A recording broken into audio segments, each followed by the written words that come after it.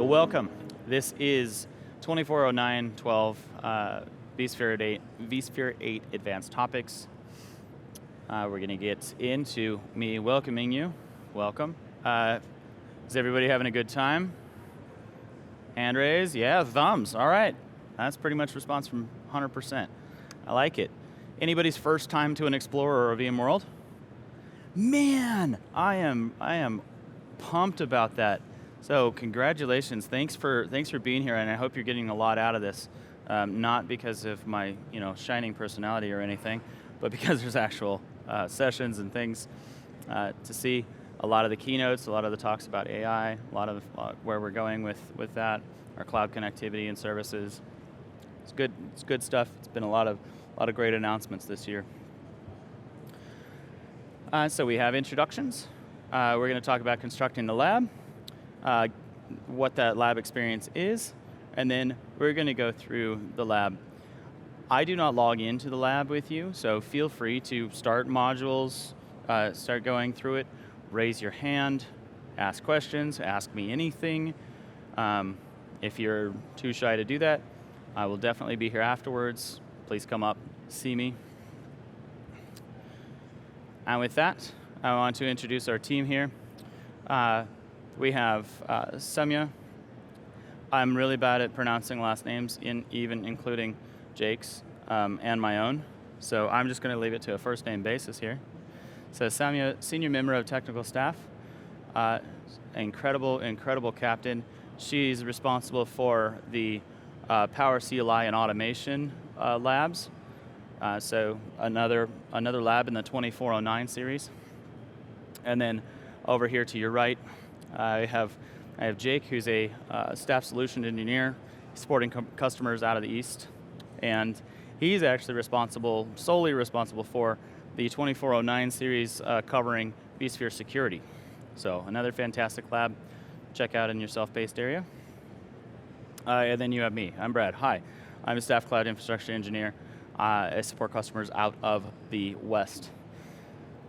All right, got that out of the way. So I want to talk about a little bit more about our lab process. If this is the second or third time you've heard me talk, it may sound a little bit repetitive, but anyone you see running around here in a blue shirt, we have day jobs. This is not what we do. We do not develop labs for a living.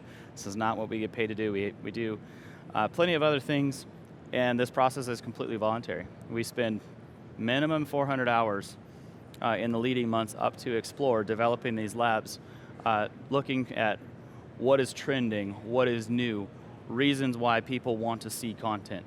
We do all this independent research. We're not fed any of this information as you need to do this or you need to talk like this. So this is completely voluntary, and we do it because most of us have been on the customer side.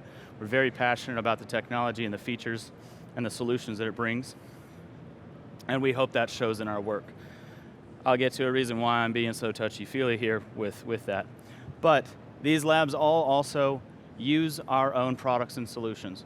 It's important to note that everybody sitting here, now while this one isn't a full class, most of our stuff has been full classes, and that's 50 seats in this one lab. We also have self-paced out here with over 100 seats. Each one of these is its own independent pod. And I'll get to this next eye chart of a slide that'll say why that's such a big deal. We have 23 layer 1 VMs. It's a layer 1 VM. It's a big thing. It's a real big VM. Utilizing 3 terabytes of storage each and 288 gigs of memory.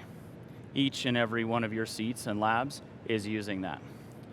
Now, why is that important? Because you have an entire lab infrastructure sitting at your fingertips.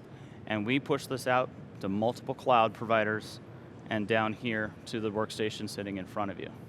So not only are we using vSphere, vSAN, NSX, all these products that you hear of, we are practicing what we preach when we talk about infrastructure at scale. Cool, kind of gives me goosebumps. I love it. Okay, when we go through this is why this takes so many hours. We are building this as a single pod that comes in and can be deployed out to every single one of you within a matter of minutes. So really cool stuff. If you see some of our dashboards when you come into the lab area, or if you see some of these larger screens where we talk about, we're up to almost a petabyte of deployed labs so far this week. I think we're over now? Okay. So before lunch, yeah, we were just under, but a petabyte of deployed labs in 3 days. So that's a lot of storage. Think of how long it takes for you to deploy and tear down and deploy and tear down a petabyte worth of data. So super cool stuff. So getting into the lab, we have 7 modules. And again, this is a talk track. I like to put this as an overlay. You know, listen to the soothing sounds of my voice while we go through these modules.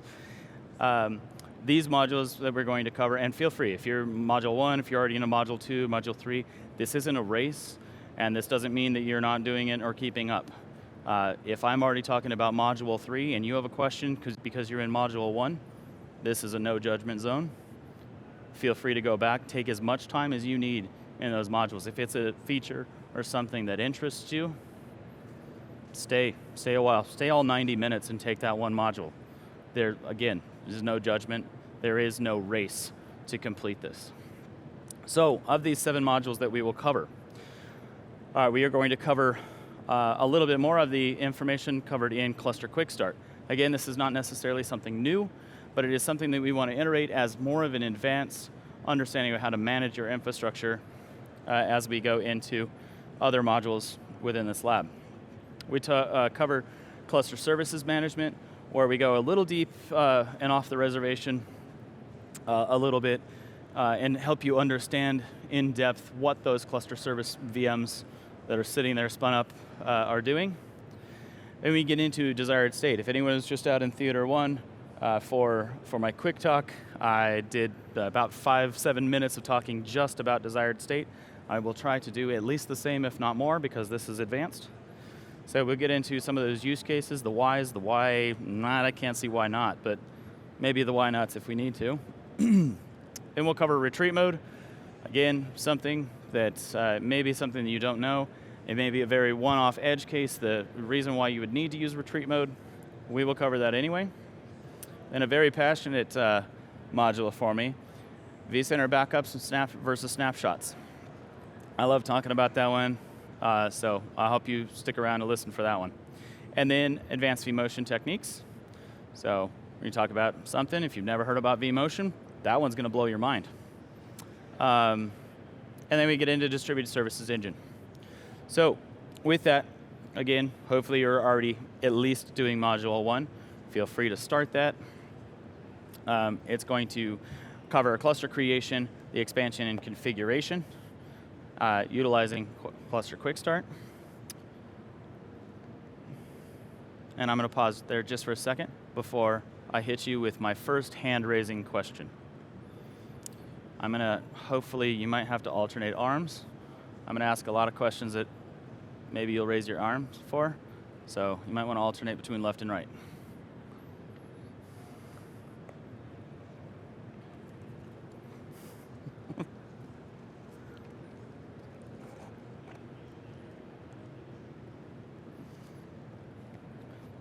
So this lab covers vSphere 8.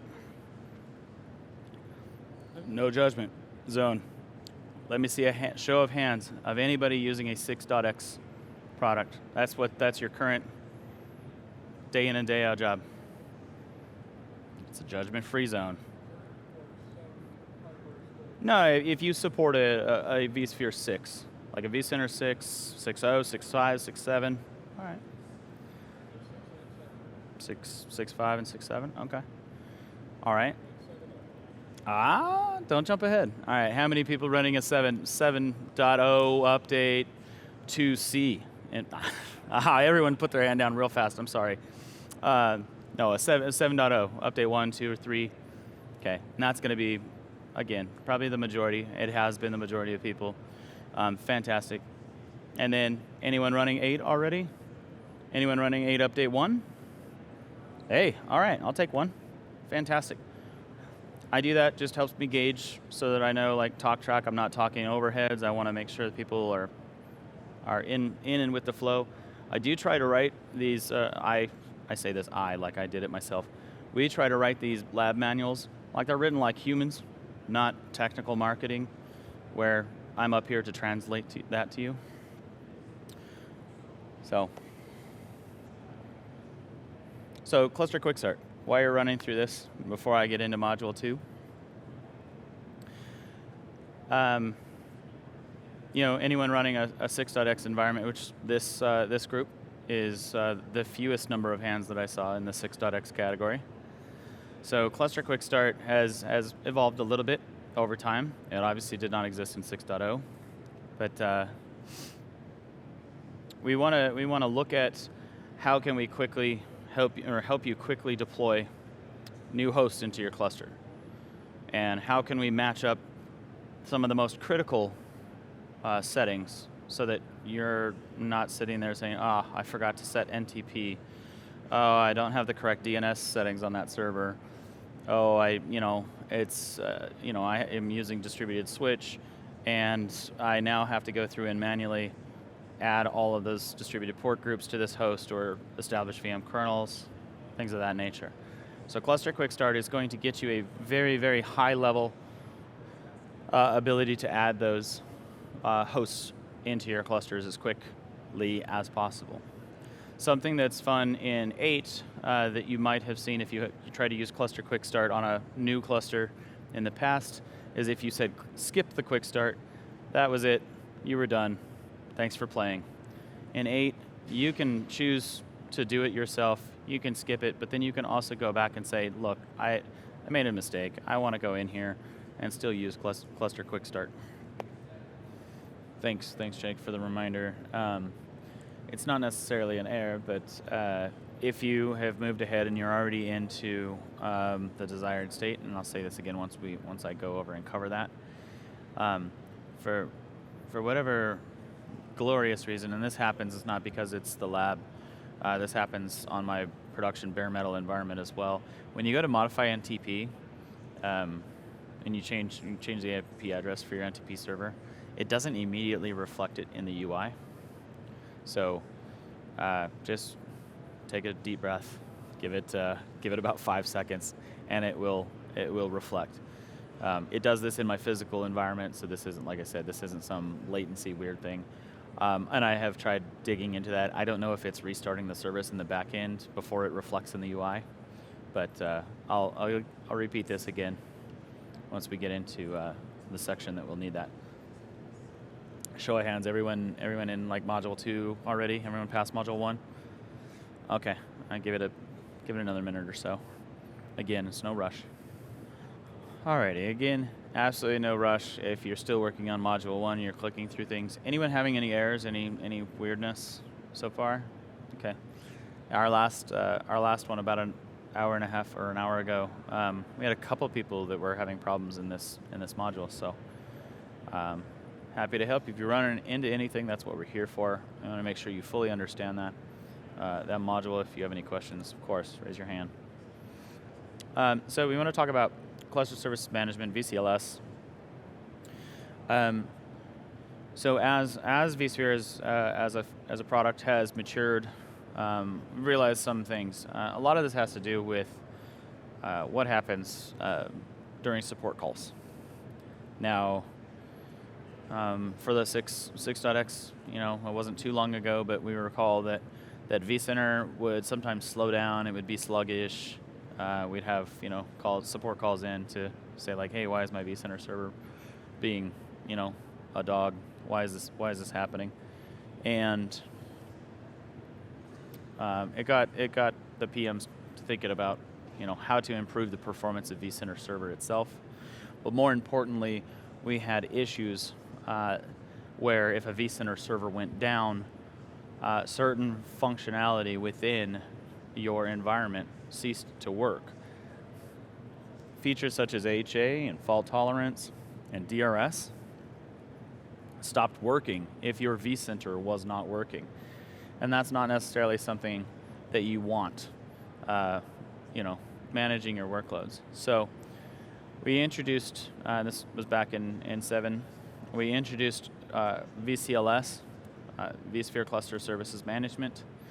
And what you'd noticed after you'd upgraded into 7 vSphere 7, is that you'd have tiny VMs deployed throughout your environment per cluster. And those VMs would have, they would say VCLS and a big weird UUID after it. And it did not have a whole lot of attention drawn to it. And it caused customers to kind of go like, whoa, what is going on here? What are these things? So I'm here to talk about what those are.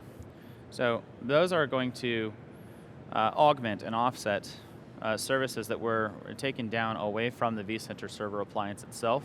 One, to improve performance, but two, to improve the reliability of your clusters and your workloads. So the management, the monitoring, and the availability of your virtual machines and your workloads running within your clusters are now managed from these tiny, super, super small, very low, disk consuming and CPU memory consuming appliances that run on each one of your clusters.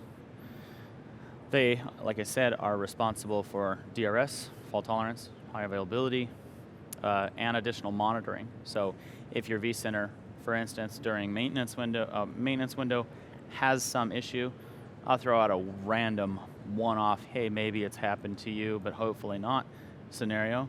You have Active Directory integration in your vCenter. And for whatever reason that may occur, your vCenter, upon reboot, cannot communicate to the Active Directory. Guess whose vCenter server is not starting? Yours. So for as long as it takes you to figure out exactly why DNS was changed or modified or updated or some whatever reason for that, for your vCenter server not being able to communicate to your Active Directory server, hopefully it's not down or you've got other issues. Your VMs are sitting there, not protected by HA. If you've got FT configured, they're not highly available, and fault tolerant. And DRS, if those workloads spike because you're not aware of everything going on all the time, all at once, your VMs are going to continue to be able to vMotion utilizing DRS. Something that might be something you'd want to avoid. So in this module, we cover what that is, why it is. We look at the ability to edit where those VMs are placed. By default, those VCLS VMs will deploy to local data stores. If you do have, let's say you have a RAID 1 SSD in your host, or say a BOS card, boot optimized storage card in there, or something of that effect. If you have a small data store, VCLS will automatically deploy to that. If you want that to go to another data store, we cover how you can add an additional data store, and VCLS VMs will power off, remove themselves from inventory, and then redeploy to the storage that you've selected and power back on. So again, helpful. I just had a conversation with someone who wanted to know, if he could put that anywhere, and I said, sure. It does not have amazing requirements. If you had an old spinning disk array of NFS or iSCSI, and you wanted to put it because that was your lowest performing, lowest IOP performing array, put them on there. Fantastic, perfect place for them. Should you put it on your pure NVMe all flash storage? It's your call. They really don't take a whole lot. One of the other nice things about the VCLS that I get a lot of questions on is, what happens to them? What's in the security space? What's stored on them? Nothing important. They are cattle to the environment. They can be deprovisioned, destroyed, and recreated 100 times an hour, and you will see no impact to the services running within your environment. Believe we also in this module cover some of the deeper security stuff where you can get in and actually see the password and how to access those VCLS VMs. If you've got somebody from security, that's really breathing down your neck about needing access to it. Again, it's an appliance. It's not something you're going to install a third-party monitoring agent or password rotation service on or anything of that nature. These VMs are literally created and destroyed at whim with absolutely no risk.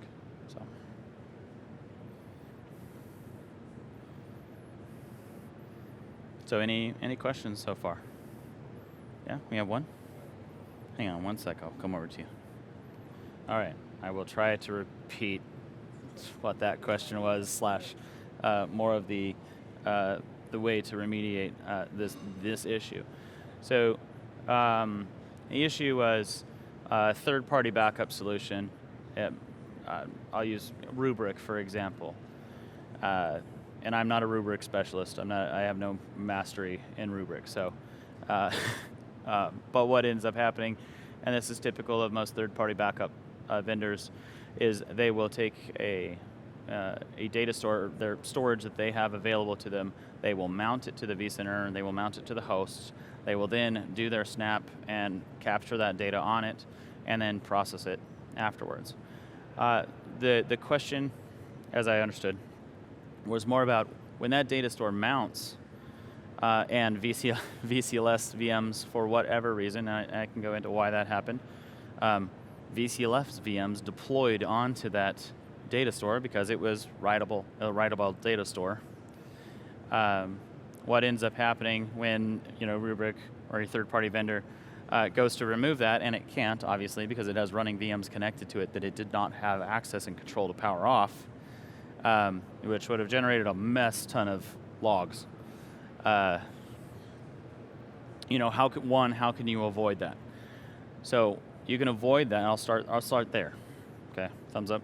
We're good? Okay, I'll start there. Way to avoid that is to actually do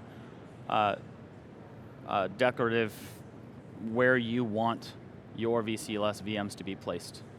And we cover that in this module. So what you would say is, I want my VCLS VMs, which is blank by default, and so its first path is local storage. But it can choose any data store that's available, unless you specify, I want this to go to NFS01. I'm just calling out I want my VCLS VMs to be placed on NFS01. That mount is available on all hosts. So yes, NFS01 is where my VCLS VMs will go. Now, when your third-party solution comes in and mounts a data store, you do not have the risk of those VCLS VMs being deployed because they've been told only go to NFS01. So what happens if that happened and you didn't have NFS01 specified in there? Well, a couple things. Obviously, your third-party solution is going to freak out because now data can be written into this thing. It could not unmount it because it has running workloads.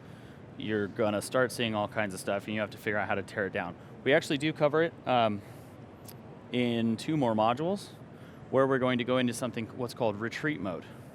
Retreat mode, for this exact scenario, and among many, would go into tell vCenter, look, you have running VCLS VMs, I need you to power those off.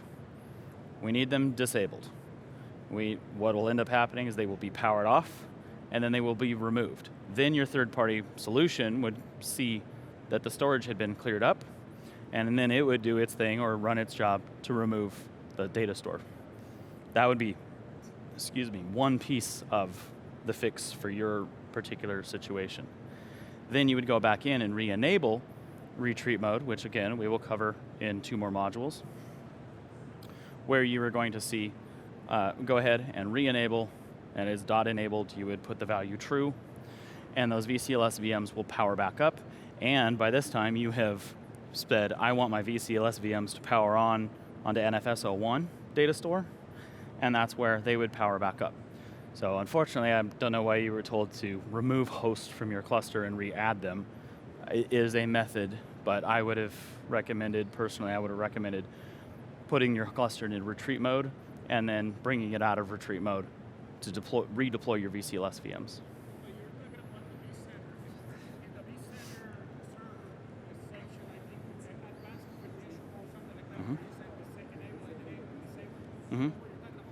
It's VCLS, the cluster, and dot enabled, and the value is either true or false.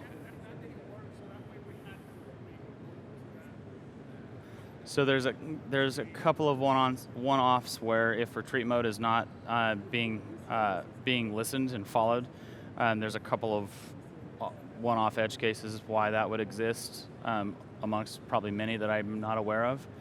But there's a couple of methods, and that's probably then why you were told to remove a host, even if it's just one, because the addition of that host, and I do cover it when we get into this, and it'll tell you how many hosts you need and then how many VCLS VMs will deploy. So whatever size your cluster was, you probably just needed that inventory object removed and re-added in order to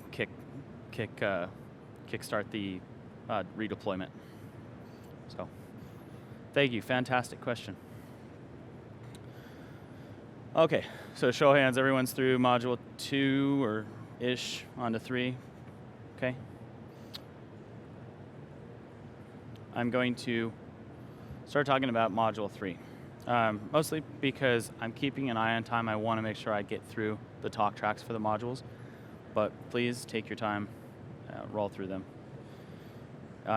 So module 3, we cover desired state.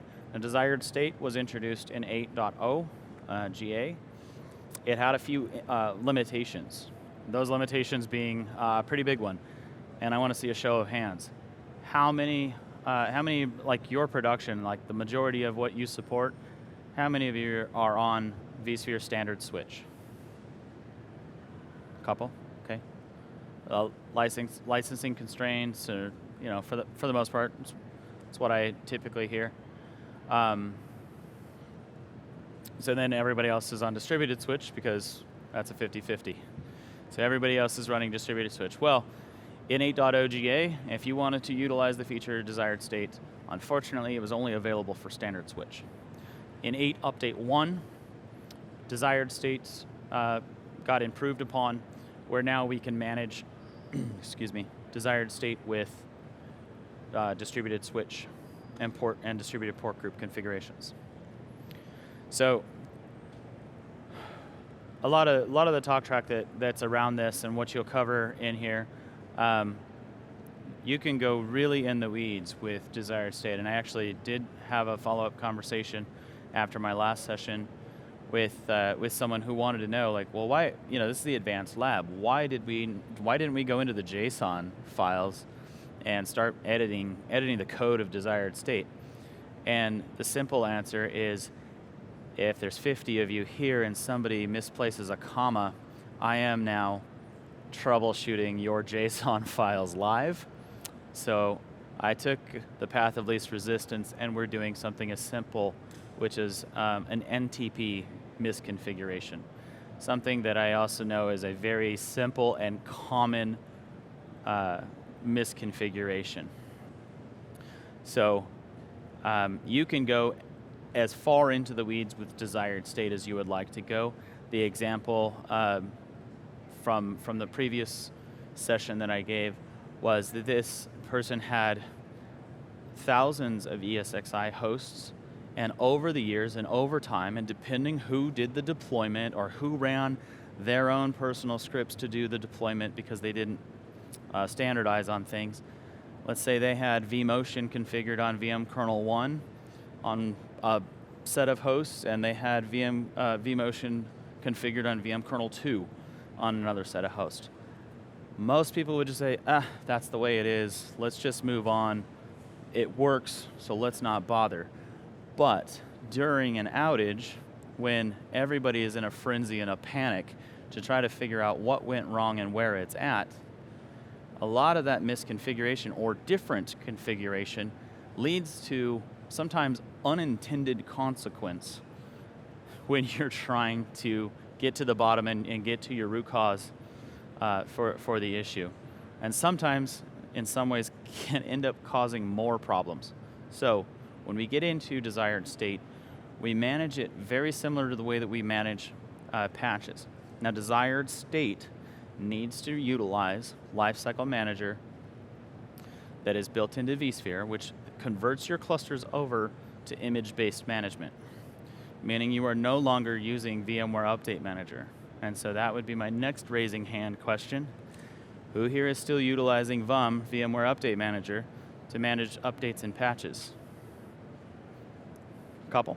Okay. So then, fantastic, except there was a couple more hands in the 6 arena. So, I mean, you guys aren't participating. No. Oh, you're just not updating them. Well, yeah, again, judgment-free zone, no problem. Uptime is king, I understand. No,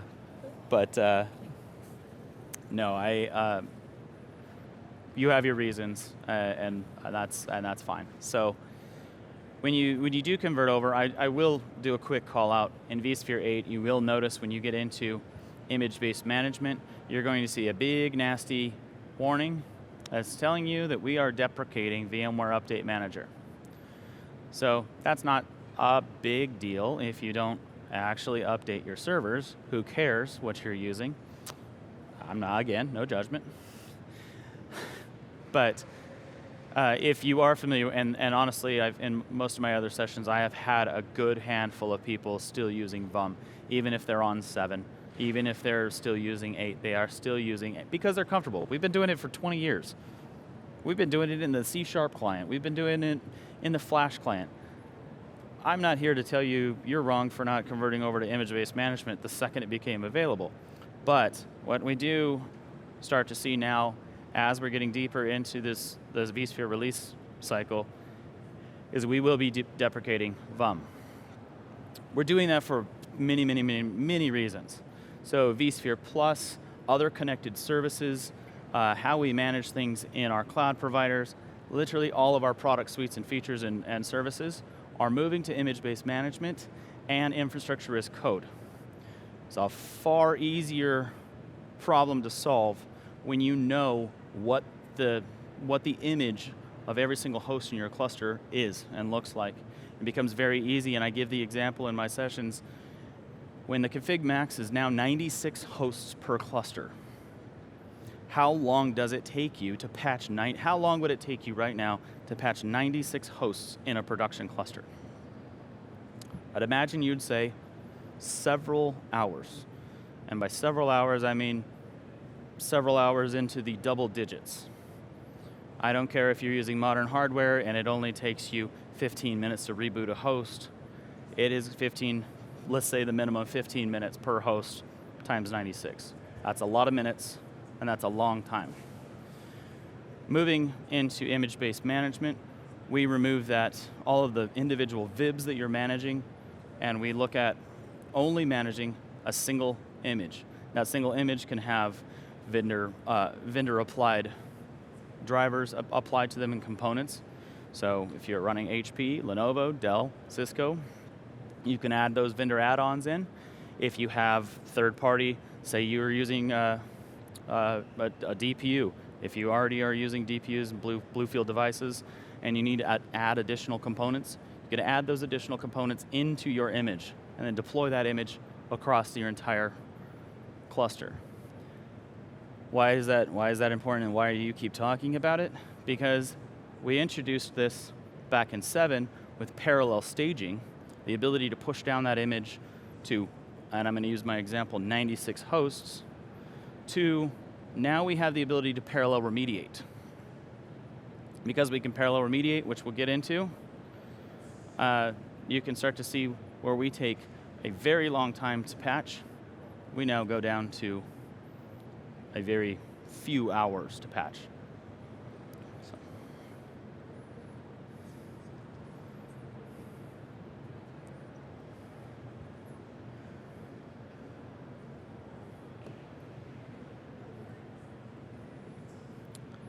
And so if you're already through 3 and into 4, module 4, this is where we cover cluster-wide maintenance mode.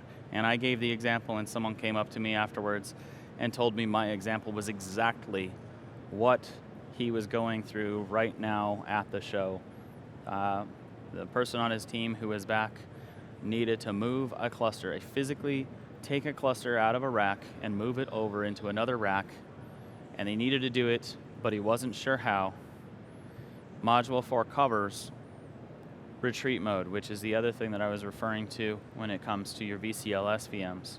Retreat mode is going to manage those VCLS VMs and tell those VMs that they need to power off, because we need to shut down the entire cluster for whatever reason, maybe to move it from one rack that does not have the fiber plumb to it or the networking plumb to it, and it needs to go over to another rack. Maybe you're decommissioning a rack and you're scaling down your data center because you're offloading some of your stuff into the cloud. Whatever your use case is, there are several of them for why you would want to put an entire cluster into maintenance mode and power it off. Any vSAN users? Awesome. It's about the same percentage in all of my classes. Now, if you are a vSAN, and don't worry, if you're not a vSAN user, I would love to make you one, but or make you believe in it. There you go. But if you are a vSAN user, while this is important for you, in 7 Update 2, we added the ability to shut down your cluster just by going to vSAN services and saying shut down cluster. It is going to do all of this. It's going to do retreat mode. It is going to evacuate objects. It is going to do a whole bunch more advanced things in the back end to vCenter to secure your and safeguard your data, and then it will shut your system down. So you do not need retreat mode necessarily if you are a vSAN user, because that is where best practice would guide you to go and shut down your cluster. And again, we're probably, for those of you who are in that module 3 with desired state, yeah, if you ran into the NTP setting when you're modifying the host for that, and you notice when you click go, it doesn't actually update and refresh the UI. It does take that about 5-10 seconds.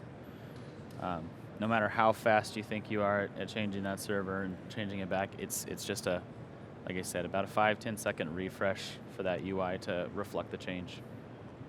We have anyone ready to move on into Module 5? I want to be aware of time. We do have about 40 minutes.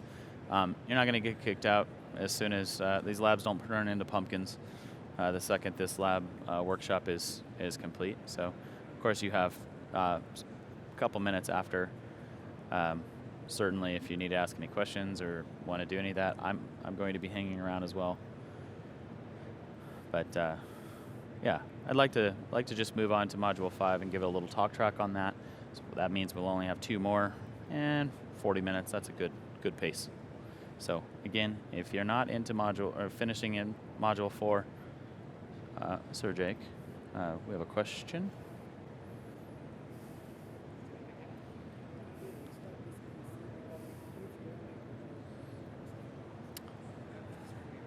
Alrighty. So this is something I love to, I'm very passionate about. When we get into Module 5, we are discussing vCenter backups versus snapshots. I'm gonna pause there because I'm gonna hit you with a couple of questions that I would love to see a hand raised for. Anyone out there? So who here is utilizes vSphere snapshots as their primary backup strategy? You guys being shy on me? Nobody? All right. Well, this is the advanced class, so good. All right. So fantastic. Love to see that. I can't say that I've seen no hands raised during that question in other sessions that I've given. So a lot of times, and this has to do with how I develop the lab, I go to our support. We have a word cloud that is support generated, top keywords of issues that customers are having. And when I was looking at this, I introduced this back in the lab in 7, because that's when we introduced vCenter backup. We were still experiencing support tickets coming in where our customers had taken a snapshot or done no snapshot and done nothing, and they upgraded their vCenter server. Something went sideways.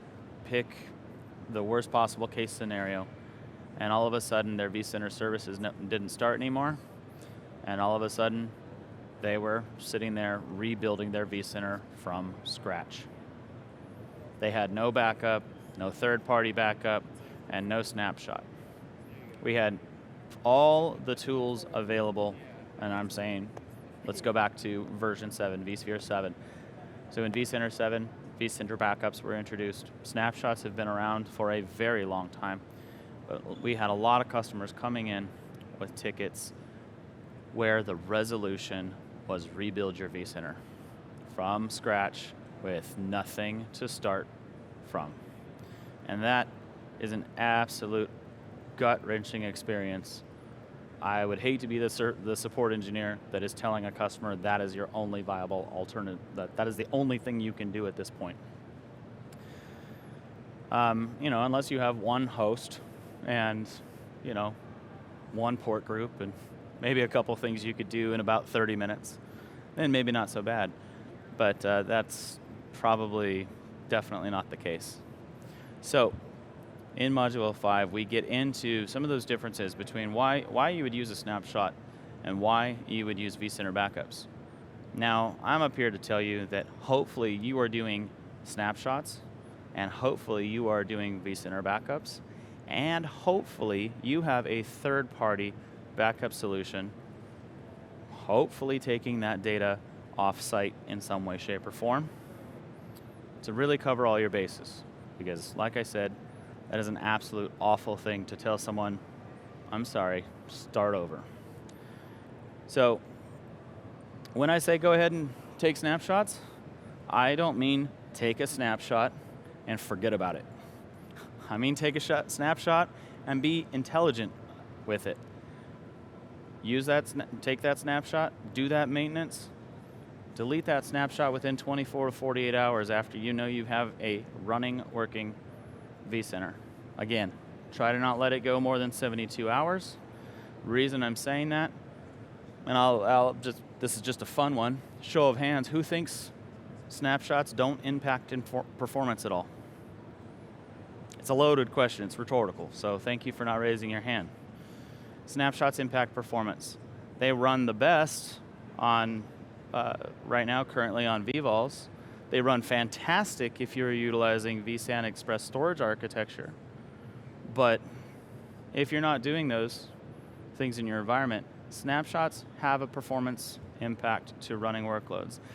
And impacting performance of your vCenter server, the thing that's managing services in your workloads, is probably not an ideal situation. So, do a snapshot, make sure you're doing your vCenter backups, look at third-party solutions to back up your vCenter servers as well, and hopefully put that off-site in the off chance that there is a cataclysmic, catastrophic event where the data on-site gets eradicated.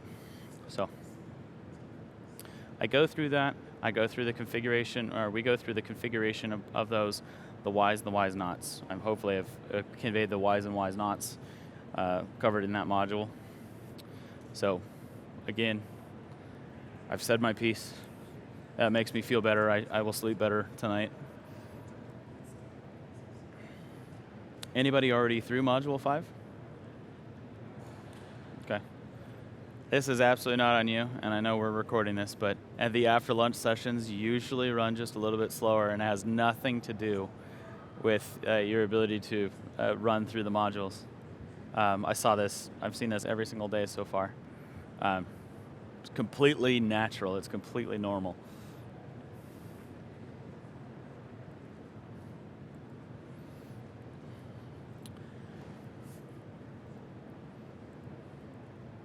It's probably the sound of my soothing voice that has caused you all to slip into a little bit of a post-lunch nap. But if you get into Module 6, if you're able to get up into Module 6 as we near the half-hour mark, Module 6 is going to cover advanced vMotion techniques, and these are going to be, I'll say this, has anybody used cross vCenter vMotion before? Okay, couple of hands, awesome. So I'll talk a little bit about where that comes from, how it's evolved over time, and then some of the do's and don'ts and things you should look to avoid if you're looking to utilize cross vCenter vMotion. So back in 6.5, there was a fling that came out that allowed for cross vCenter vMotion, which is fantastic. It allows you to take a running workload from one vCenter in a disassociated SSO domain and put it in another. So this is not necessarily something that you would use in enhanced link mode environment. You know, you didn't have enhanced link mode with your PSCs, your platform service controller. This is where you would take vCenter 1 and vCenter 2 and two completely separate SSO domains and get that running workload from one over to the other. The fling was so successful that we looked at integrating it into the product. So it is now available in the product. It's been available for a couple versions now. And with that, we have the ability to take a running workload from one vCenter and move it over to another. There are a couple of requirements that I want to, give a little bit of advisory on. So your distributed switch version is incredibly important when it comes to your cross vCenter vMotion. So for those that are on distributed switch and maybe you stood up a brand new vCenter and you created a new distributed switch, and let's say it's version 7, you created that distributed switch, it's going to ask you which version would you like to have for your distributed switch. This is the one time that you get to choose the starting point for your DV switch. Now, if your other environment that you have is 6.5, 6.0, 6.7, then you need to make that conscious decision to probably keep your DV switch at that lower level. Probably should keep it at 6.5 or 6.7. And again, I would say, like you would do with EVC, if you do not need the features and functionality in that DV switch, which while you're creating that DV switch, you'll get, you're going to get fiber channel or NVMe over IP, for instance. If that's not a feature that you are going to utilize, there is no performance gain by having and running a later version. So you're going to get the feature, but you're not going to get a performance boost. So, keep that in mind. You want to step your DV switch version up when it is the same version across all of your vCenter instances. Now, if you only have one vCenter instance, this obviously doesn't apply, but if you have 5 and they may be across 3 different versions, you want to ensure, just like your EVC level and all your clusters, you want to ensure that that level is matched across the board. If you do not, then things like cross vCenter vMotion might not be something that you're going to get to utilize, because it is going to base itself in that movement between vCenters solely off of that DV switch version. So in that module, in the lab, we cover migrating a running workload from one vCenter over to another and back if you so desire. So the same exact thing that you're used to running a standard vMotion or a live vMotion, you now have the ability to move that. Now you can move the compute. Hopefully nobody here is mapping the same storage to 2 separate vCenters, especially if it's block storage or like iSCSI. That can cause a whole bunch of performance fun for you. But let's say it's NFS storage, same sort of thing. Or if you have storage clusters and you're mapping those storage clusters to 2 different vCenter servers and storage I/O control is sitting there fighting for resources, you probably have some other performance issues going on. So hopefully you're not doing what I just described, but you can take that running workload and move it from one vCenter over to the other, change its compute, change its storage, and do that with the VM running. So which we do cover in Module 6.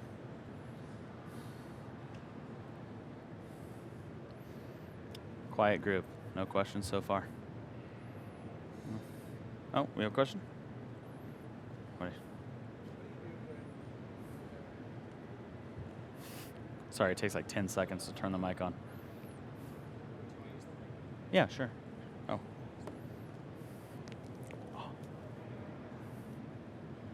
So what do you do when you have a vCenter? You've taken backups of the vCenter, you've cloned the vCenter VM, and you end up in a situation where vCenter cannot be updated. The backups cannot be used to create a backup recovered vCenter, and either from the backup or from the clone. You can power the clone up, your vCenter is still running, but you cannot upgrade it.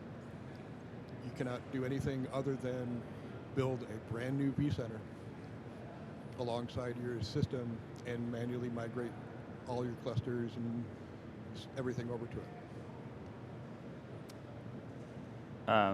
That's a fantastic question. I would say, is this under the advisement of support? Yes? Oh, sorry.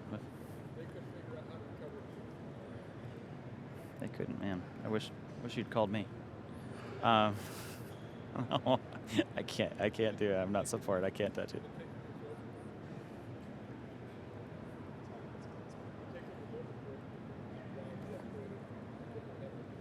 I can't hear you at all. I'm sorry. The ticket was open for 2 days while they're waiting for it to figure it out. Well, yeah, that's, I apologize for that. I don't like to hear that. But, so, if you're cloning your vCenter, like you are right-clicking clone, you're cloning a running vCenter. So I cloned it. I had backups of it. It could not. Migration from the backup into a new vCenter would not take. The vCenter at that time was 6.5 or 6.7. Were you using embedded PSC? No. No, so you had external PSC? Wait. So you had not run no. convergence? I never had a Windows-based vCenter in that environment, so it all had been running off the appliance. Correct. The VCSA. Yeah. So we had two deployment methods. Right, and no, there was not a second. So yeah, all it was in one. all integrated. Into Okay. So and this was by default. You didn't add this. Now that vCenter I believe, started as a vCenter 5.5, upgrading into 6.5, and I believe I had modified storage at some point because it was running out of space and complaining as part of the migrations and upgrades. Yep. But somehow, somewhere, it got itself in a situation where it could not be updated. It could not take the backup and recover it. It just would not go at all. Yeah, I'm not sure Multiple why levels of support worked remotely trying to figure out why and how and they could not come up with anything. It was just seriously bunged up. Huh. So when you say you had, I mean, the clone obviously, clone is in, the current state at the time the clone was taken. I had that clone. I believe I even had a clone from about a year earlier, just in case. Neither of them were able to be recovered and migrated or upgraded. So a clone, I'm going through a couple of the scenarios. So a clone, obviously, you're not going to be able to power a clone on at the same time as the other no, VM. I powered the main off and powered the clone up. Okay. And try to recover it, or try to migrate it, or upgrade it.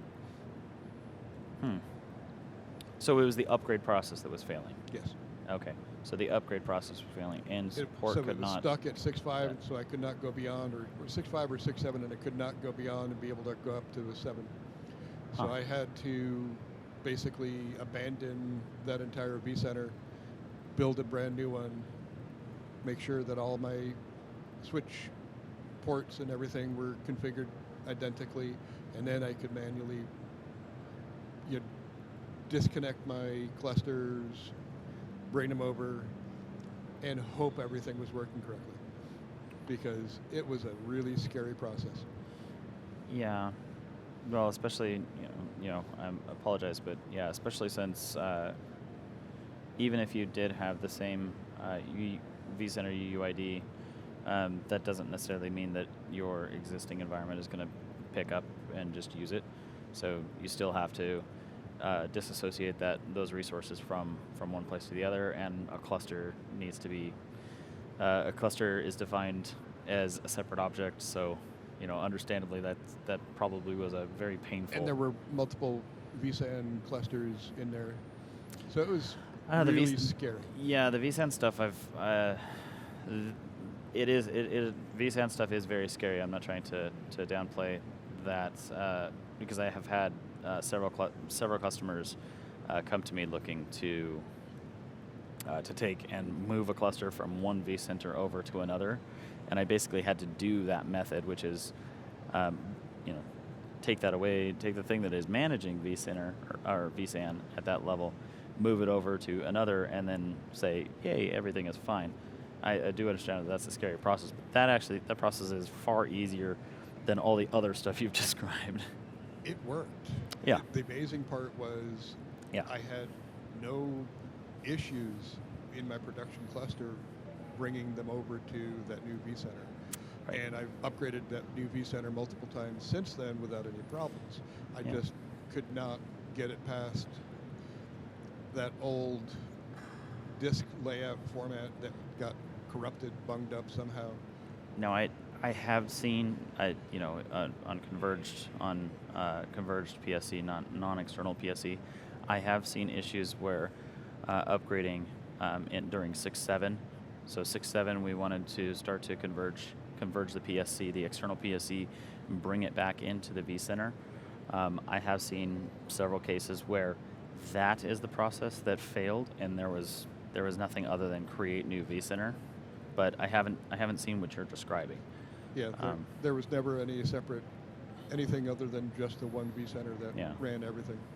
Yeah, so unfortunately I've never heard of that. I don't even know where I would start. Well, I know where I would start, but support should have been going through that. They went through the logs. They could not find and anything. Your installation, the installation migration logs as well. Okay. So were you doing the migration from a Windows-based PC, doing the 6.5 to 6.7 migration? There was no Windows. It was all a VCSA. Right. Appliance. Right, the appliance. But in order to do the migration from 6.5 to 6.7, you put the vCenter ISO in, load it, click migrate, and then you're enter source vCenter, destination information. Right. Things like that. Yeah, that's what I'm referring to. But I use a Mac, a real computer. I'm a platform agnostic guy myself. I have PC and Mac, so I can appreciate that. No, but yeah, I tried that and it would not go.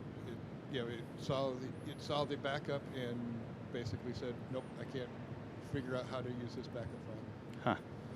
No, that's good. If I had a prize for stumping me, you would win it.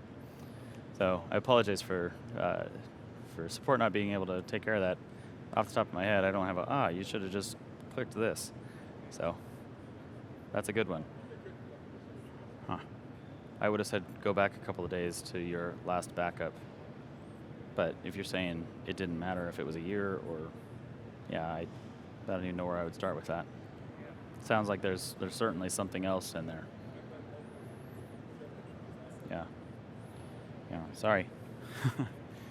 So in case, because I know we've got about 15 minutes in here.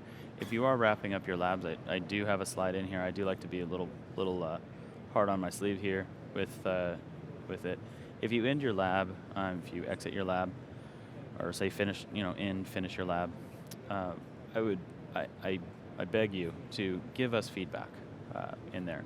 There's a couple of questions. It only takes a couple seconds. But what I'm looking for what we are looking for is information. What was good in the lab? What was bad in the lab? What would you like to see in the lab? What could we have covered better or differently in the lab? Feedback on the environment, feedback in the entire experience. Any feedback in there is greatly appreciated. We take that feedback because that's something that we develop into the labs. And believe it or not, things like I would like to read the manual like it's been written like a human being has been comment and feedback that we've gotten. So instead of writing it like a technical manual, we try to write it like an administrator. We try to write it so that it's something that can be followed and you're not trying to transcribe it. So that feedback has helped us write these labs in a way that become very easy for you. So I want to say that just because I know we've lost about 5-6 people.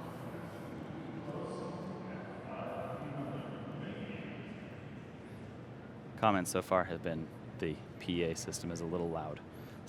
Sorry for that. But again, good feedback. We do to consider that. That's actually where these headphones have come in for us, is understanding that people were like, it's a little bit too loud, or the music playing in the background is too loud. That is good feedback. That feedback goes all the way up to our upper management running the event. So I want to talk a little bit about the final module in here, if you've gotten this far to module 7. And that's going to be talking about the distributed services engine. That covers data processing units. So ways for us to offload critical infrastructure components such as NSX. We can take those that are very heavy CPU and memory intensive platforms and services, and we move those down to a data processing unit that lowers its latency and reduces its amount of resources that it's taking from your hosts. Primary use case is NSX. So we are improving latencies, and we are taking away the amount of CPU and memory that NSX is demanding from your workloads, and we move that down to a data processing unit. And in doing so, again, that's going to improve performance and give you more available resources in your environment. So I would say, is anyone using this? But this is, I kind of know from the number of hands that went up that there's probably nobody using this. There is something cool in here that was announced with Update 2, which was announced just yesterday. So vSphere version 8, Update 2, now brings in additional support from Fujitsu and Lenovo. No, I think I have this incorrect. Yeah, no, I was right. Fujitsu and Lenovo. So we have additional support for DPUs coming from Fujitsu and Lenovo and NVIDIA. So one of the cool things, again, as we continue improving on the version and updates, you're noticing we're not holding off on putting this in version 8.x or 9.0, whatever the future state version of vSphere is. We're looking to add features into these update releases that make it easier for you to scale out your data centers and your infrastructure. I'll leave this slide up here so you can see. This is super new to me. I have very little talk track to it, but some of the things that we don't necessarily cover in here. Yeah, feel free to take pictures of this. This is now available for you.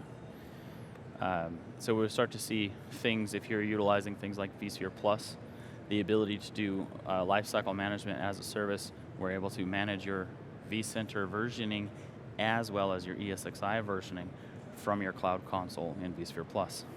So something super cool that we're getting in there. We are continuing to improve the downtime that it takes to do updates. So hopefully you're doing your ESXi patches and updates using Lifecycle Manager, image-based management to do those. We're looking to reduce the time it takes to do that even more. And then Azure AD as a third-party identity provider.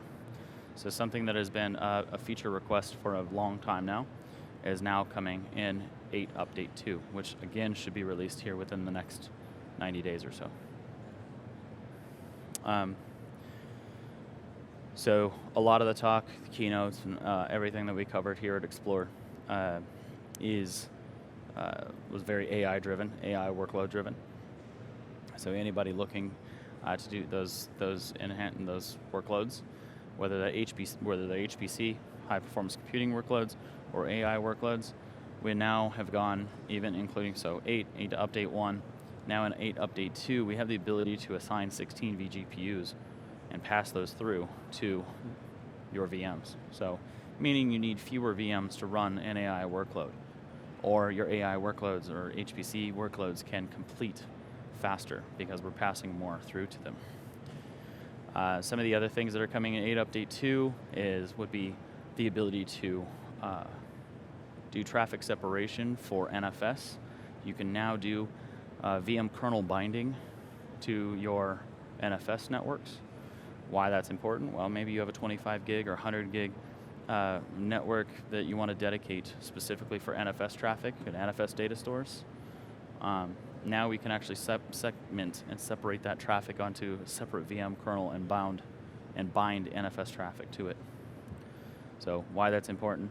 More than likely, unless you've done some advanced configurations and things of that nature, you're more than likely routing your NFS traffic through your management network, which is probably running on a 1500 MTU VM kernel 0. So it doesn't matter if you have 10 gig, 25 gig, you're chopping it all up into 1500 byte frames. So I covered that we expanded the DPU ecosystem to Fujitsu and Lenovo in 8 Update 2.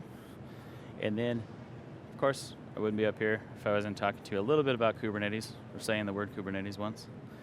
But we're integrating the image repository even deeper into vSphere, starting in Update 2. So, and we are trying to streamline the setup of those and configuration of those supervisor clusters. So, with that, I'll leave this up again. If you have any questions, we have about 10 minutes left of this class. If you have any questions, feel free to come up, speak to me, raise your hand, just come by and say thanks, whatever. I appreciate it, and I hope you have a great rest of the day. And I didn't ask, but assuming everyone's going to the party tonight, your feet can't hurt as much as mine. Come on. No. Hopefully you a lot of those new hands that I saw, hopefully you're getting the most out of the Explore.